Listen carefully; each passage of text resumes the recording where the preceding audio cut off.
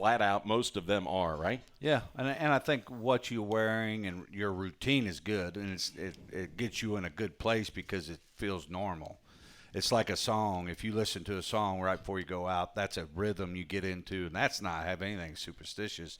That's just training your body to respond in those moments before you go to compete. So there's that, and then there's the, hey, let's not practice and let's hope for the best and let's go throw some pennies in a wishing well. Like, how that's going to earn. It's going to end in a bloody mess.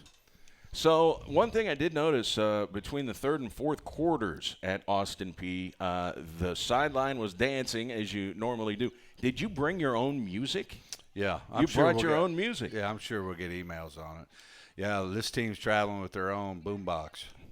It's a little different from back in the day when I was rolling with it on my – it's a giant speaker, and so we, that's a part of it. But you know how long that break is, yeah. Man? It's like it's we're 3 minutes. There, they 3 take minutes. a 3-minute media timeout so, between quarters. Strategically, like what else would you do? Like that's a great time to get ready for the fourth quarter and manage it. But, yeah, it'll be on our sideline against Jacksonville State unless I get an email from the OVC, which is possible. They like to do those things, so we'll see. What, they like to take the fun out of the sport? No, I think just like send emails. Okay. Well, the good news is you haven't gotten an email yet, or we would have known about it. The first half and the second half, what did you see? It was 7-3 at halftime. Austin Peay had the lead. They scored a touchdown on a 23-yard run by Ahmad Tanner, and that was his longest run of the season. And that was the only time they got in the end zone or on the scoreboard in the first half.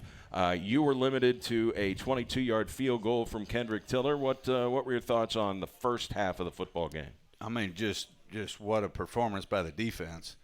I mean, they give up that big play. We hold them. They miss a field goal. But the whole time, the field position was the other way. Right? Your starting field position in the first half of the game was at the 15-yard line. Theirs was at, I believe, the 39-yard line. I mean, it wasn't even close. So our defense kept responding. Offensively, we couldn't change it because we couldn't get any first downs. And so Austin Peay was on a short field the whole first half, and to only give up 7 points is outstanding, especially that offense. I mean, they scored 50 before half against Jacksonville. I mean, that's a good offense. And so, super proud. But then offensively, they had changed a little bit, so I think they used that off week. They put a couple different fronts in that was confusing us, and we had to go over that and make sure we were ready for that. So when you say make adjustments at halftime, in this game you did make several adjustments. There were some things we hadn't prepared for on film that they put in that we had to get drawn up and everything. At the high school level now, and you see it at the pro level, you're starting to see iPads on the sideline. I know, I covered Jackson football. They've got iPads, they've got cameras, and they're looking at film during the game. Can you do that at the college level? No, we're the only level that won't. The NFL does it. The high schools do it. Why do you think that is? College is that tradition thing. It's like oh, my God, we can't change this, or, hey, you got Urban Meyer on one end, and then you got D3, and we're all trying to be the same, and let's just not do it, because there's a lot of problems to get solved, and the NCAA catches so much heat. I'd like to see some of them run it. Like, it's hard. I mean, it's hard. You got them from this end to this end, and you're trying to make sure you do things right, and people aren't cheating and doing things the right way, which they should. But then, they get beat up in the media because they're an easy target because most big corporations are.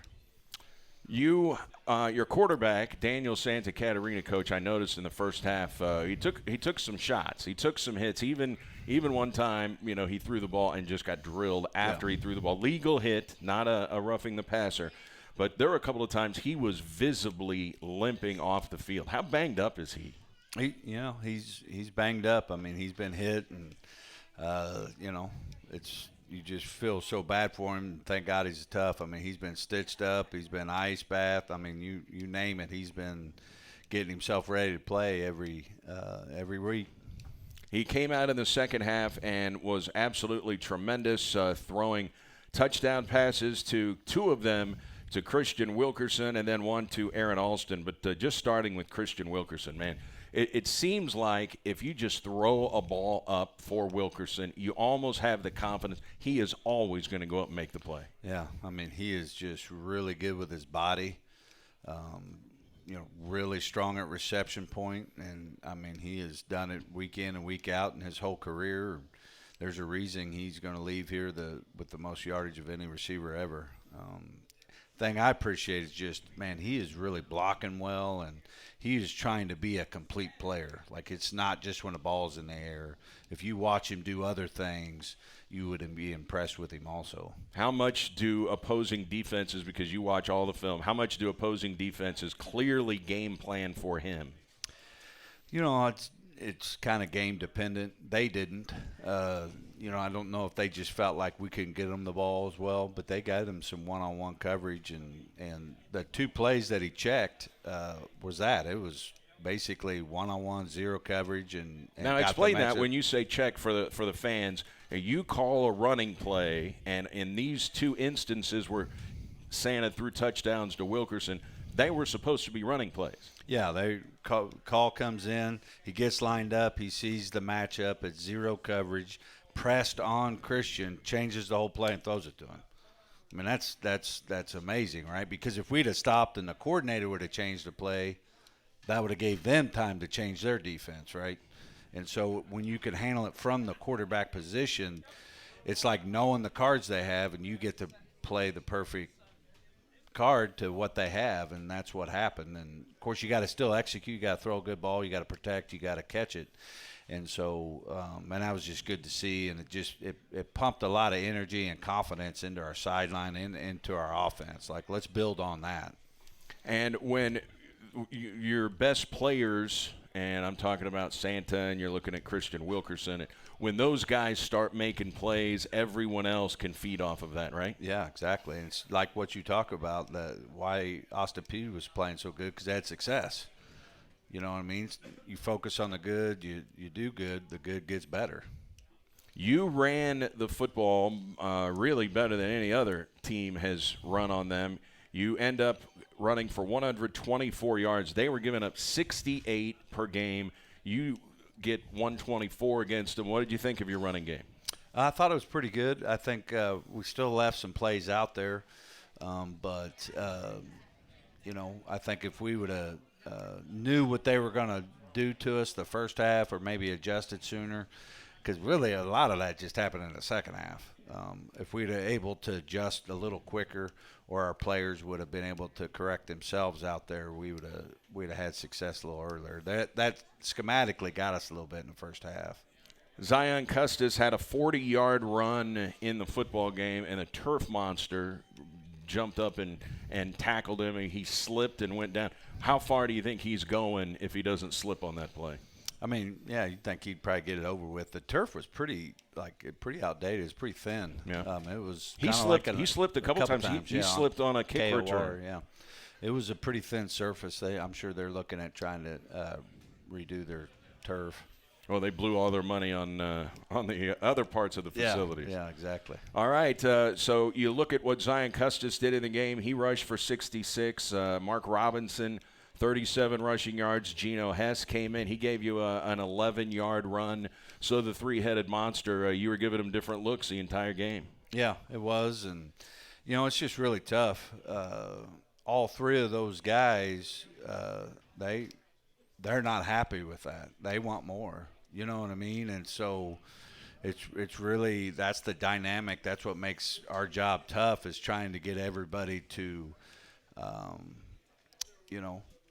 the good of the team, and the winning trumps any of your personal goals. And if that's what's best for our team, we got to be okay with it. You should still be working to try to get better. But if you only get 12 carries, and now all of a sudden you're disappointed, or what happens is it's Ebbe in his ear, right? They come off the sideline, or now it's parents or it's social media. Man, why aren't you, man, if I was Coach Took, man, I'd give you the ball 24 times, right? I mean, and then if they listen to them, we're going to have problems. Like I mean, what an advantage to have 3, right? I mean, Absolutely. every team would choose to do that, but can those three accept that? I mean, in nowadays world, man, they don't want to, and everybody here tell them they even shouldn't. Like, you deserve this and you deserve that, but ultimately, the team's success has to be the most important thing. And so far it's worked well, and those guys have bought in, and I think Coach Jackson's been good with that. He was a great player, and he's had to wait his turn too, and hopefully they keep listening to him. You threw the football early, I think on the first drive, to Zion Custis. He ended up getting one more pass catch a little bit later. You don't throw to your backs a whole lot. Is it generated from the offense or what the defense gives you, or maybe are your running backs better at handling the ball maybe than pass catchers, because every back is not a standout pass catcher? Yeah, I mean, I think it just goes to certain game plans. Some backs can't catch the ball. Ours can. They can all catch it. We can run screens, or we can just run those arrow routes or whatever. But, just kind of what the game dictates. And we're keeping them in a lot for protection just to shore that up too. So there's a lot of reasons. All right. Now, you had 4 new offensive linemen coming in to start the season. How'd the line grade out in this particular game? It's good. It's when you say, hey, there was 3 of these guys that weren't even on the team last year, and for them to be in this type of role is tough on them. But, they keep trying to get better, but not good enough. Is the answer is we got to continue to try and get better. And, when people schematically change stuff, and we got to be able to change with them, and this isn't how we practice. Well, we don't know what they're doing. We're not in their practice, so you got to be able to adjust. You got to communicate on the sideline what's happening, and so we could help get it adjusted, and just get adjusted a little sooner, and we're going to be fine. So the fourth quarter starts, and they score a touchdown. The same guy, Ahmad Tanner, had a receiving touchdown from Javon Craig. So they go up 21-17, and then you embark on a 9-play, 52-yard drive that culminates with Santa hitting Aaron Alston for a touchdown. You've got the lead with just under 10 minutes to play, 24-21. Talk a little bit about that drive and about Aaron Alston, who seems like he gets better every game. Yeah, man. You can't say enough about Aaron. He had a really bad penalty because he let his emotion, couldn't handle his emotions. The guy, they always get the second guy. Yep. I mean, since you're in 4th grade, who do they catch? The second guy. And so, hopefully he learned that lesson and doesn't let that happen again. But dominant on the edge, reception point and everything else. But if you just watch his blocking, that too, and that's going to show up this year too. So super happy for that. Great drive, and that's why, I felt great in the 4th quarter. I really did. That 3rd quarter offense and that drive right there, man, we were rolling.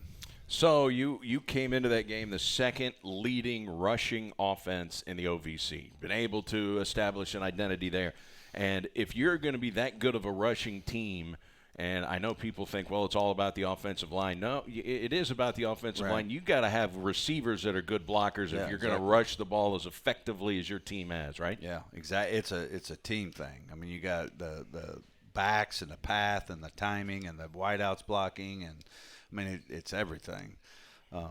So we just got to continue to keep going, and because that's really what you got to be able to do. You got to run to win, but you got to throw to score. I mean, obviously points come from throwing, but winning comes from doing it even when they know you're going to do it, and we still get the first down, or those type of things. That's why ultimately you have to be able to run the ball. You have to have that physical mindset, because that's how you win a game. As far as their final drive, well, before we talk about their final drive, there was it seemed like a pretty big turning point to me. Daniel Santa Catarina threw an interception. It looked like, from where we were in the press box, Aaron Alston got shoved by the defender, clearly, and the guy made the interception. And as soon as he caught the ball after the shove occurred, the official there threw the flag for pass interference. They ran it back to the 17. We're talking on the radio, okay, this is clearly coming back. That's what the flag was for. And then all of a sudden, they pick up the flag. What did you see? Well, I saw red. I was boiling, is what I saw. So it's tough, but at the end of the day, it's the same thing. It's a cornerstone of our program. It's what I told the players after the game. We lost that game. I don't want to hear anybody in here, including coaches, blame officials, because that's not why we lost the game. And because ultimately it doesn't matter. All that is an excuse, because what happens is I don't send plays in. I don't call the officials. I don't do any of that, because all that is it opens a crack for excuses to start. And you start blaming things away, it's a slow fade. Then all of a sudden your season is a giant excuse instead of, hey, we got to play better, because that's what happens. And the margins are so tight. We can't have the kind of penalties we're having to expect to win. We can't turn it over. Obviously, that was the play, because we have the ball.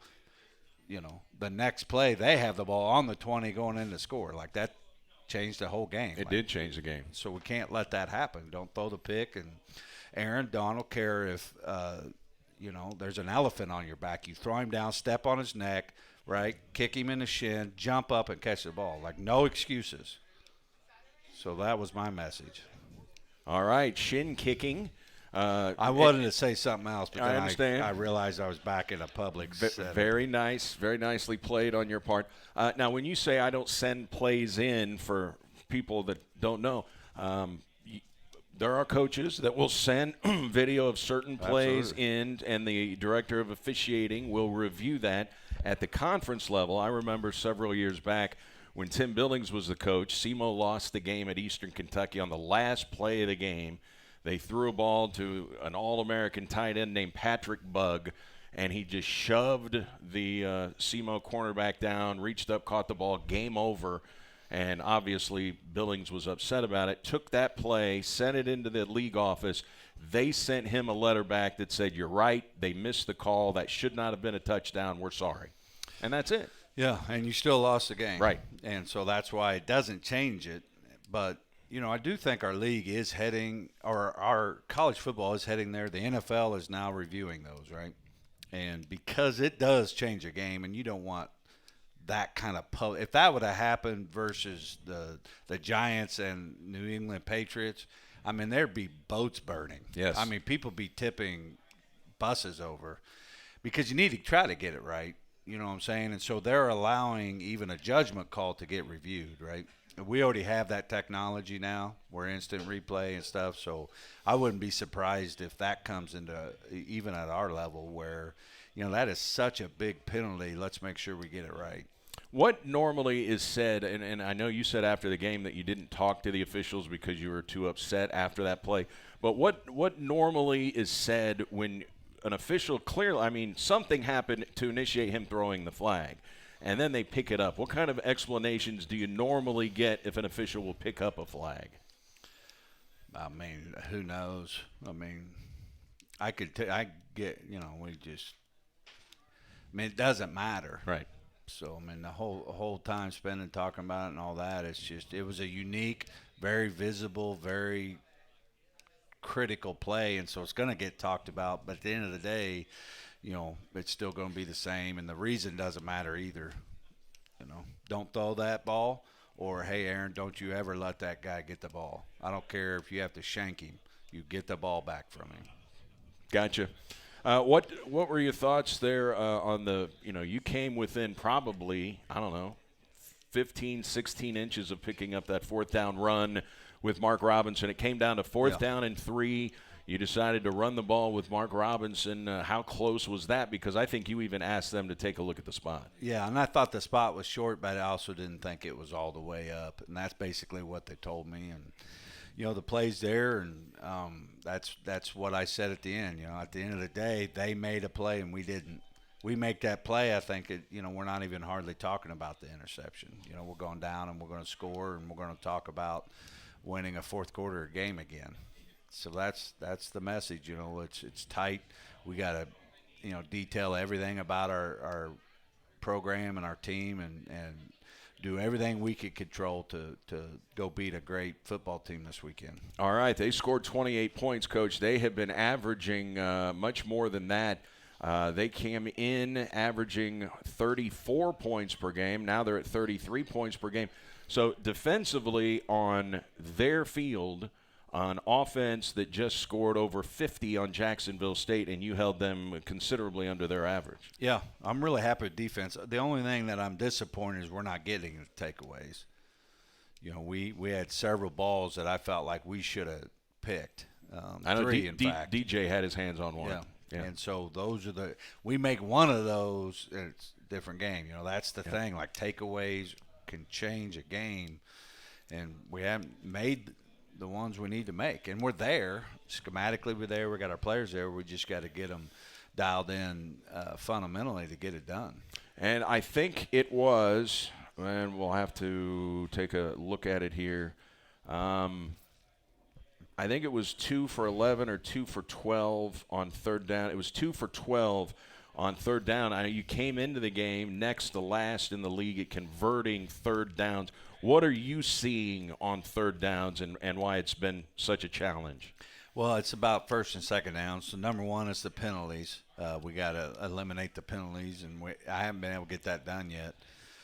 And then also is just the miss execution or missed assignment up front, and we get a tackle for loss. We've had a lot of tackles for losses, which all of a sudden, or a sack, that gets us in a situation where, if it's 3rd and 8 all day, you're not going to.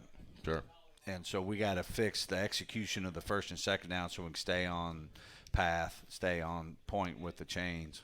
So, in other words, what you're saying is, yes, you look at the third down conversion number, but a little it's deeper not what dive. we're doing on third down. It's what we're doing on first and second down is what we got to fix. Yeah, so I bet if you go and look at whoever leads the league in third down conversions, you go look at their down and distance average, it's probably third down and 3 or 2 most of the time. Exactly right.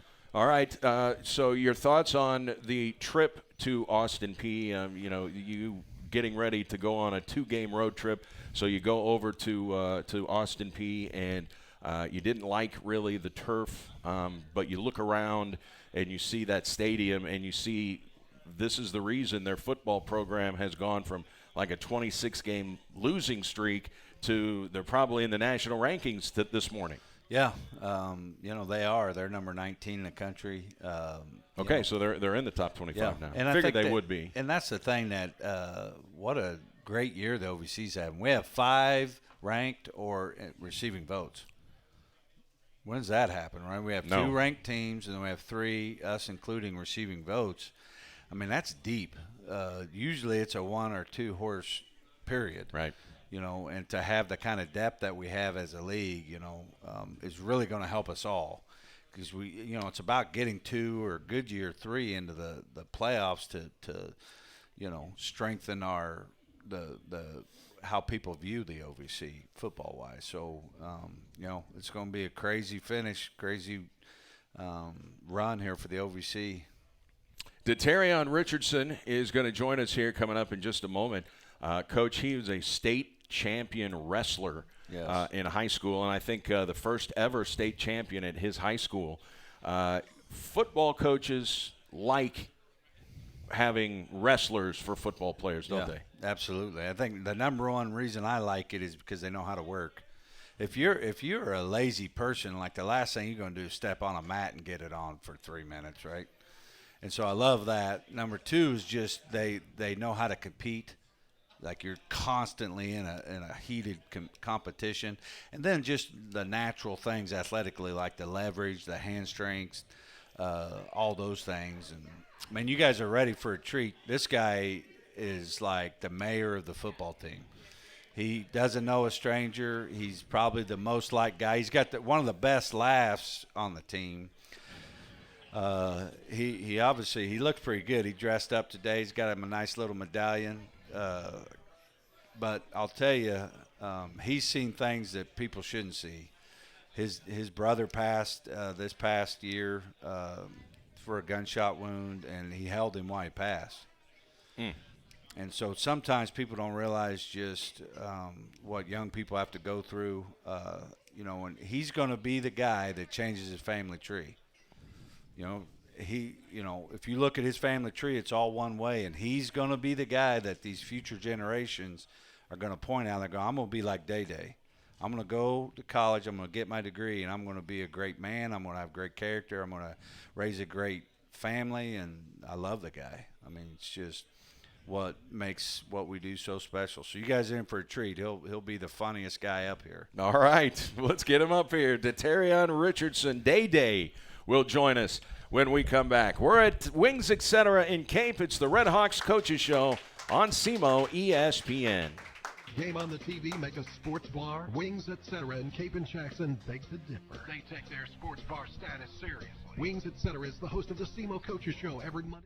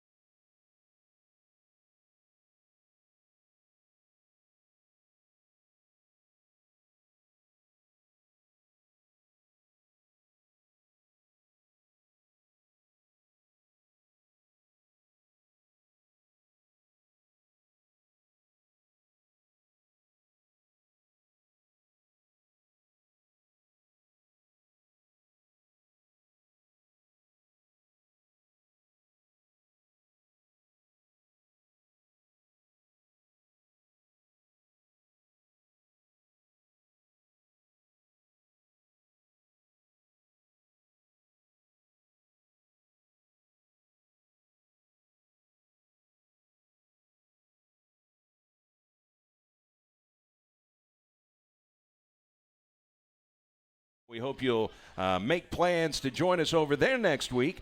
The Red Hawk football team getting set to head down to Jacksonville, Alabama. It's almost a 7-hour trip to go from Cape Girardeau to Jacksonville, where the Jacksonville State Gamecocks await. 3 o'clock kickoff coming up on Saturday.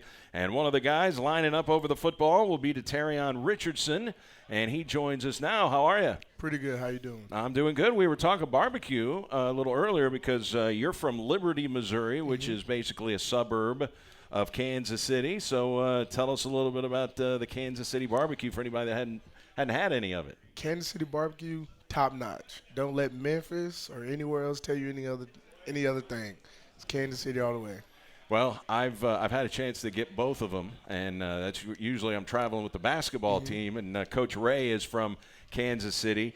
And Gates Barbecue. The last time we were headed that way, he made sure that we stopped and had some Gates Barbecue. That's the best one to me. All right, now your favorite thing at Gates is? Burn ends. What makes them so good? I don't know. Just everything. Just burn ends. Burn ends. Now, Coach called you the mayor. Do people call you the mayor? Yes, people call me that on the wrestling team in high school and on the football team.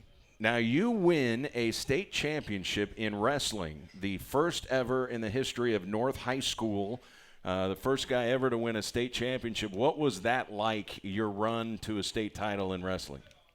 It was amazing. For most people that haven't seen the video, went on a run, hugging people, just in tears. It was one of the best moments of my life up until that point. Okay, so right now, if you got on the scale, what's the scale saying? How much do you weigh? They've got you listed at 5'11", 305. Got on the scale right now, I wouldn't make wrestling weight. Let's just say that. I Okay. wouldn't make 285. That's what I was going to say. I was going to say, what was your compared to where you are now? What was your wrestling weight? 285 or under.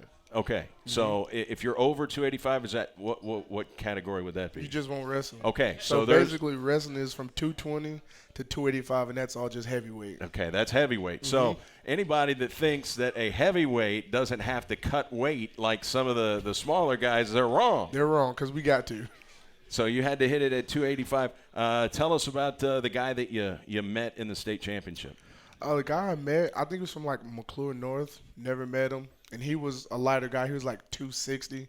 So he was good at moving, fast. So for me, I just kind of did what I did best, played my game, played my match, and came out on top. Well, that must have been exciting. And you say you've got videos of it on YouTube? Mm-hmm. What are we looking for if we want to go watch it on YouTube and see you hugging everybody? I think you would just type in my name and then just put in videos, and then a wrestling video pop up. Okay, there you go. So if you're gonna look it up, you better know how to spell his first name. That's Daterraion. How many different pronunciations have you heard of your first name over the years? A lot. I just tell people I go by D now. Now, did Coach say Dada? Day-Day. Day-Day. Day-Day. Yes. Now, where did that come from? That's just something my mom called me growing up. It's just shorter than Daterion, so it was easier for a lot of people too. What's your middle name? LaMikey. LaMikey. Mm-hmm. All right. See, you got now. How do you spell that? L-A' capital M Mikey I-K-E-Y. Okay. Not all of us have an apostrophe. Yes. All right. Good to know. And as far as your high school football days, I thought it was interesting. You were actually a running back at one stretch, 28 carries, 92 yards, 3 touchdowns. Tell us about your days as a running back. Days as a running back, 2 years? Those were some of my better days out of going into high school in 8th grade. I played running back, so that's kind of what I wanted to do. And my big brother also played running back. So as a freshman, got the opportunity to move up, play running back behind my big brother, and do that. And then after that, just kept putting on weight, and then went to O-line and D-line, junior and senior year. 18 pancake blocks. What's it like to pancake somebody? Because now you're trying not to get pancaked. I think the best way of pancaking somebody is just getting leverage on them, like just having leverage. And then me playing O-line, I know what they want to do because I did it, so that helps me too. So how much of an advantage do you think it is to be a wrestler and a football player because of your understanding of leverage? I think it's a big advantage because I do know leverage. And everybody makes fun of me because I'm short, 5'11", 6. I'll say I'm 6 foot. Okay. If you ask me, I'm 6 foot. We'll get that updated on the website. Yes, but most centers I go against 6'3". So me just being able to stay low, stay under them, it's easier for me to work some of the moves and plug A gaps. When was the last time you jumped off sides? Because my theory is always if there's one guy on the field who should never be off sides, it's the guy who's like 10 inches from the football. I don't think I haven't jumped off sides this season. I don't think. And then, last season, Who knows? Okay. So I haven't done it this season. What's that like, though, to play right over the football? Because usually the nose guard is about the biggest, meanest, toughest dude on the field. I feel it's a compliment because I feel some people game plan against stuff like that. If your team has a good nose tackle, and us, we got two. So I feel like that's an advantage, just having two good nose tackles to plug A gaps, and then also being able to move and do other things like that. How about what's it like to have legitimate depth on the defensive line? Because let's face it, I mean, if the three linemen had to play every play, can you imagine how gassed you'd be at the end of the game? And there are some programs where the drop-off is so bad because of the lack of depth, guys do have to play a lot more. I feel like depth is our friend. We keep guys fresh. We keep guys going in and out. So in terms of game-wise, that helps us because when we're tired, we have the opportunity to get out and get fresh legs in. So when you play the University of Missouri, you know you're playing an SEC team. They're in first place this morning in the SEC East. So you know you're going up against some top-level guys. I bet you were excited to get in a game against guys that play in the SEC. Did that fire you up a little bit more? Yeah, that fired me up because playing against guys in the SEC, that's obviously a big deal. And just being able to showcase your talent against that many people in front of their coaching staff, our coaching staff, just being able to show what we have to do. All right, you lost a tough one at Austin Peay on Saturday. What were your impressions of that game? For me, Austin Peay had a good team. I feel like they played the ball well. Us going into it, stop the run, stop the pass, watch the quarterback. And I feel like most of those things were executed. It's just little things here and there. Like Coach Took said, they came out with 2 to 3 more plays, and they took the win.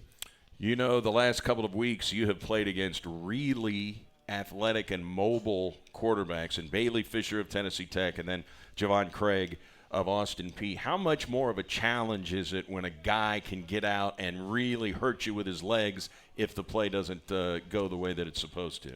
It's really challenging because, our job is to stop the run, so we're thinking running backs. But what most people don't get is if a quarterback can run too, so if we collapse that pocket and we're not in our rush lanes, he can duck under and take off running too. So it's challenging, but it also helps you too. How many times do you get held in a game where it's not called? Every play. But the thing is, some of these offensive linemen are pretty crafty. They can hold you and kind of make it look like you're not being held. Yes. I mean, I feel like it's just hand placement. I mean, I think that's what they work on at practice, but sometimes it gets bad sometimes where I think those holds should be called. Do you ever say anything to an official, or do you kind of have your coach kind of say, hey, could you keep an eye on this? For me, I know I talk to the official, the one that's always spotting the ball. Me and him normally have a good relationship throughout the game because I talk to him. So I normally tell him, keep watching the holding in the middle, up the middle, and he normally just says the same thing. I'll keep an eye out.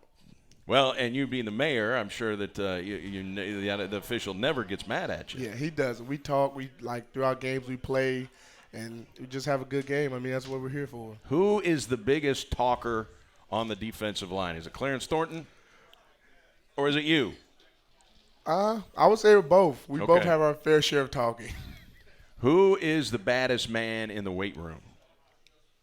Baddest man in the weight room. Brian Purtle.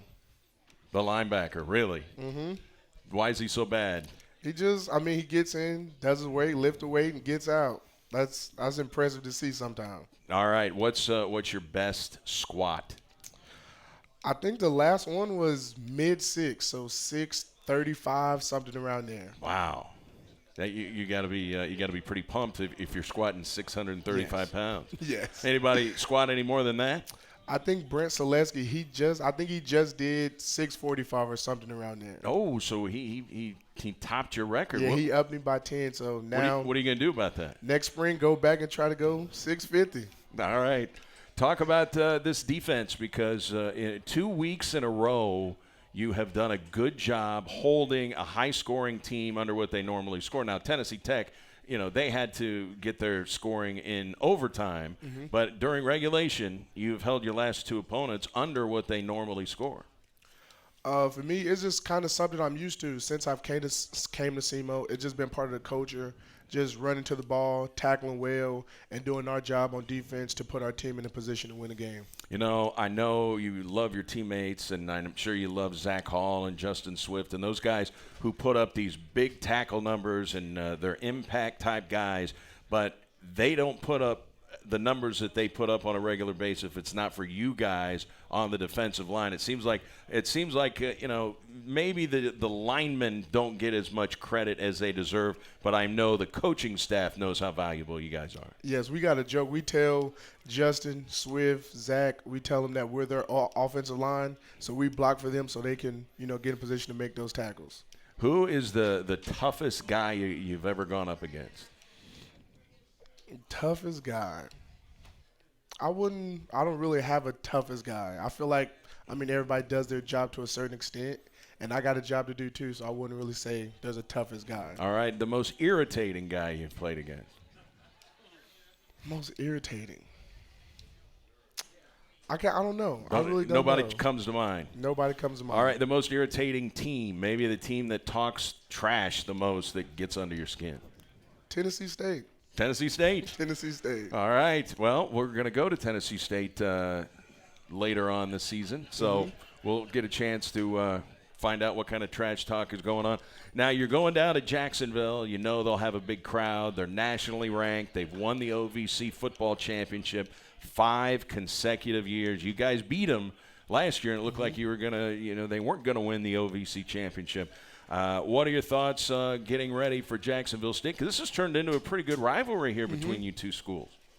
I feel like thoughts getting ready for Jacksonville, kind of thoughts the same as every week. Focus on the moment, focus on what we can control, work on tackling better, not missing tackles, being in position to get those takeaways, me playing D-line, helping the guys back behind me, put pressure on the quarterback so they can get in position to make those takeaways, and just look at it like a normal week. All right. As you get ready to go play Jacksonville State, once again, you're going to be facing a high-level quarterback. Eric Cooper, played at Clemson, so do you amp your game? I know you give 100% on, but do you really amp up your game when you know you're going against somebody as talented as Cooper? I wouldn't say we amp up our game. For me, I just look at every quarterback as the same, whether it's him, if it's Kelly Bryant, or if it's the Tennessee Tech quarterback. It's all the same.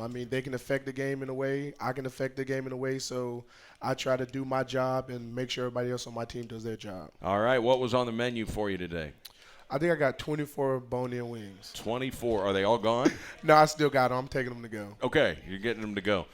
So that'll be 3 o'clock on Saturday down in Jacksonville, Alabama. We'll see you then, Day. Thanks so much for joining us. Thank you. Take care. The Terrion Richardson, Red Hawks nose guard. Appreciate his time. We will see him down in Jacksonville. We'll talk about the Gamecocks with Coach Tuke when we come back. It's the Red Hawks Coaches Show from Wings, etc.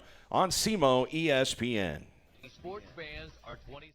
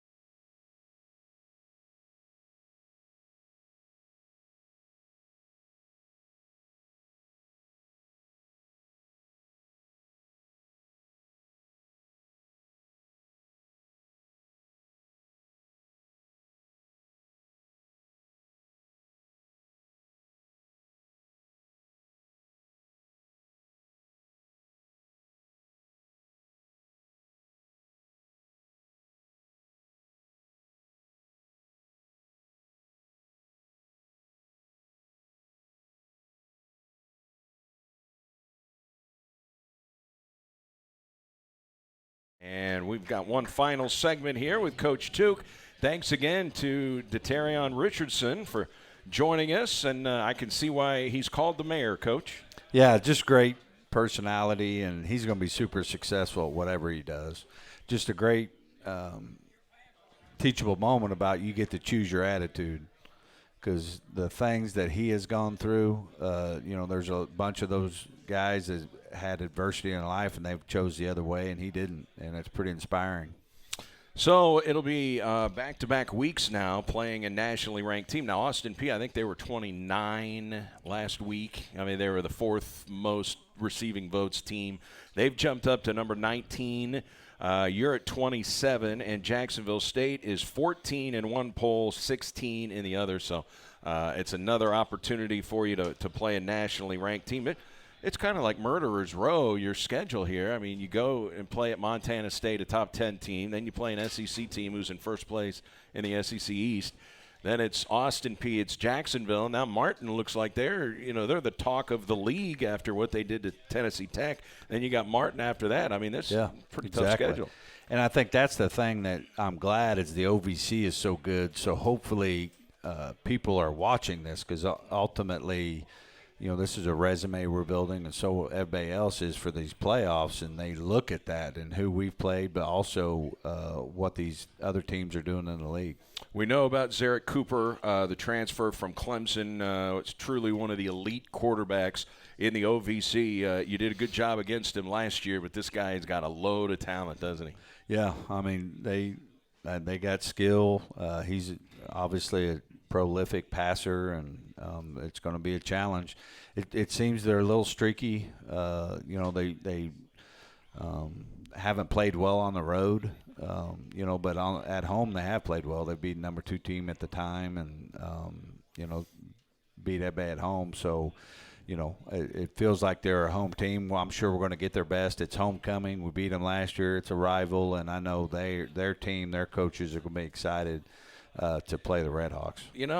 I don't remember in years past really having a football rivalry with Jacksonville State. The last few years, it seems like a rivalry has started to brew between these two teams. Yeah, well, I basically was like, hey, let's go pick the fight with the big guy that's in your neighborhood, right? Like, you want to be them, and so you try to make it something. But now they are feel the same way, hopefully.